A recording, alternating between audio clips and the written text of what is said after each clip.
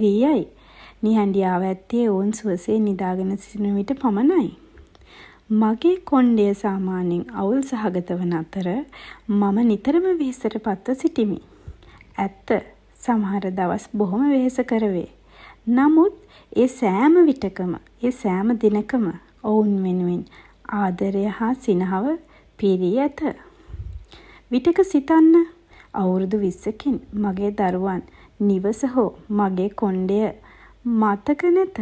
නමුත් ඔවුන් අප එකට ගත කළ ගුණාත්මක කාලය හා ඔවුන්ට දැනුණු ආදරය ඔවුන්ට මතකව ඇත. ඔවුන්ට මතක් වනු ඇත. ඔවුන්ට නිදහසේ ඔවුන්ගේ ලෝකයේ තුල දරුවන් ලෙස වැඩෙන්නට මා දුන් නිදහස ලස්සන මතකයක් වනු ඇත. ඔවුන්ගේ දරුවන්ගේ දඟකාරකම් වලින් වෙහෙසක් දැනෙන විට ඔවුන්ට මා සිහියට නැගෙනු ඇත. ඔව් අපේ අම්මා අපිට මොන තරම් නිදහසක් දුන්නාදයයි ඔවුන්ට දැනෙනු ඇත. අම්මාටත් මේ තරම් වෙහෙසක් දැනෙන්නට ඇති යයි ඔවුන්ට දැනෙනු ඇත. ඉතින් මගේ ගෙදර මගේ දැසට මෙන් ඔබට සුව පහසු නොවනු ඇත. නමුත් මගේ දරුවන් මගේ නිවසේ සුවසේ හිඳිනු ඇත. මගේ නිවස බාහිර ලෝකයක් සැනසීම වෙනුවෙන් නොව මගේ දරුවන්ගේ සතුට සහ සැනසීම වෙනුවෙන් තිබිය යුතු යන්න මා විශ්වාස කරමි. ඔවුන්ට ළමා කාලයක් ලෙස හිමිවන්නේ ඔවුන්ගේ ජීවිත කාලය තුල බොහොම කුඩා කාලයක් පමණි. ඔවුන් සෙල්ලම් බඩු ඉල්ලන්නේ මේ කාලය පමණයි. ඒ බව මා දනිමි. මා දරුවෙක් ලෙස ආසා කළ සෙල්ලම් බඩු අද මට ලැබුණාට අද මට පළක් නැත. මා ආස කළ සෙල්ලම් ගෙවල් එදා නොමැතිව අද මට පළක් නැත. ඉතින් මගේ දරුවන්ටද එසේම බව මා දනිමි. ඉතින් මේ මාගේ ගෙදරයි. ඔව් මේ ගේ ඇතුලේ පුංචිම පුංචි දඟකාරයෝ 3 දෙනෙක් ඉන්නවා. ඉතින් මොකද වෙන්නේ? ඇති වෙනකන් සෙල්ලම් කරන්න. කිසිම කරදරයක් එයාලට අපි කරන්නේ නෑ ඇත්තටම. මොකද අපි ගොඩාක් අත්දැකීම් වලින් කටුක දේවල් වලින් තමයි මේ ගමන ආවේ ඇත්තටම. ඔයාලා මේක හොඳට අහලා බලන්න මේ කතාව ඇත්ත නේද කියලා. ඉස්සර අපිට බලන්නකො දැන් අපි ගොඩක් ළමයිට කාටුන් බලන්න එපයි කියනවා. ඒක හරි. කාටුන් බලන්න ෆෝන් දෙන්න හොඳ නෑ. ඒක මම පිළිගන්නවා.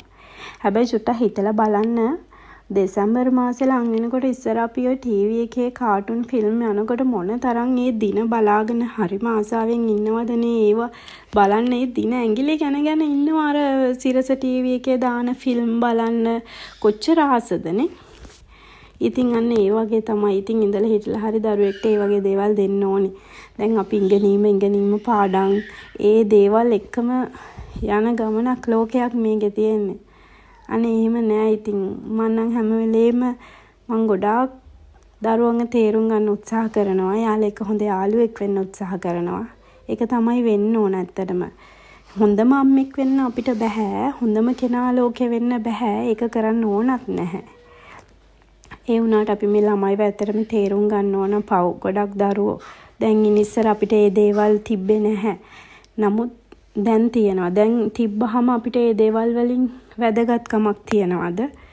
මම නම් හිතන්නේ අපිට දැන් කාර් එක සෙල්ලම් බඩුව දගෙදී අපිට දැන් කරදරයක් වගේ. ඒ ළමයිට කොච්චර සෙල්ලම් බඩු දකින්නවද අලුත් දේවල් අපිට ඒවට ආසද?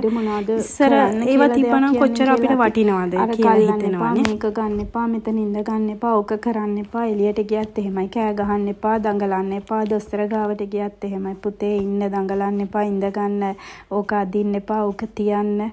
එයාලට කරන්න කියලා අපි මොනවද කියන්නේ? ඇත්තටම හැම එකම කියන්නේ මොකක්ද? ඉස්කෝලේට ගියත් එහෙමයි, පාරේ යද්දී වුණත් එහෙමයි, ගෙදරකදී වුණත් එහෙමයි, පිට එන එළිය තැනකට ගියත් එහෙමයි, ඇඳුමක් ගන්න එළියට ගියොත්, කඩේට ගියොත් අරග කරන්න එපා, මේක ඉල්ලන්න එපා, මෙහෙම කරන්න එපා. හරි වැරදිනේ ඇත්තටම. ඒ කියන්නේ මේ පොඩි දරුවොත් එක්ක ඉන්නකොට අපි ගොඩක් ඉවසන්න ඕනේ.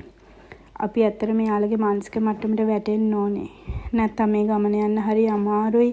සහ අපිට ගොඩක් එයාලා ලොකු වෙනකොට පසුතැවෙන්න වෙනවා. අද සමාජය අරන් බලන්න එහෙම සමහර දෙමව්පියෝ සමහර දරුවෝ එහෙම ඉන්නවා. අම්මා තාත්තා කොච්චර හොඳ වුණත් සම්බන්ධකම ගොඩක් අඩුයි දුරස් වෙලා. ඉතින් මම නම් එහෙම කැමති නැහැ. හැම වෙලේම මං ආසයි එයාලා ලොකු වෙලත් අපිත් එක්ක හොඳින් ඉන්නවට.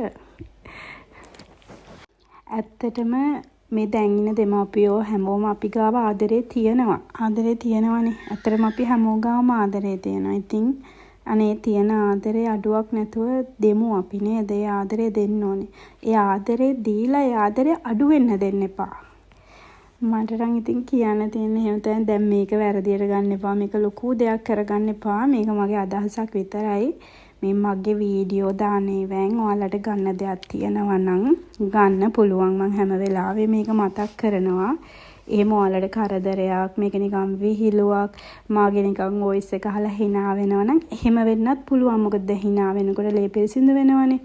ඒ වගේ කිසිම ගැටලුවක් නැහැ. ඇත්තටම මමම hina වෙනවා. ඉතින් මගේ වීඩියෝ බල මම ඇඳට යන්නෙම මේ මගේ පරණ වීඩියෝ බල මං ඇඳේ ඉන්නෙත් රැයට පෙලක් වෙලාට බලනවා. මට නම් පුදුම සන්තෝෂයක් තියෙනවා. ඉතින් බලන ඔයාලට කොච්චර සන්තෝෂයක් තියෙනව ඇද්ද දැන් මං ගැන දන්න, මගේ වොයිස් එක අහන එහෙම අයට කොච්චර එහෙම එකක් ඇත්ද. ඉතින් එහෙම මට කිසිම ගැටලුවක් නැහැ. බලන්න, අහන්න, මේක අරගන්න, ස්ක්‍රීන් වීඩියෝ කරන්න, මගේ වොයිස් එක ගෲප් වල ෂෙයා කරගන්න. එහෙම හොඳයි. එතකොට මට සතුටුයි. මට තව වීඩියෝ දාන්න ආස හිතෙනවා. ඉතින් එහෙනම් අදට මං ගිහින් එන්නම්. ආය අලුත් වීඩියෝ එකකින් අපි හම්බෙමු. ඔයාලා හැමෝටම සුබ දවසක් වේවා. ඒ වගේම ළමයි මගේ YouTube channel එක subscribe කරන්න. කැමති අය ගිහින් බලලා like එකක් දාන්න. share කරන්න. එහෙනම් අපි ගියෝ.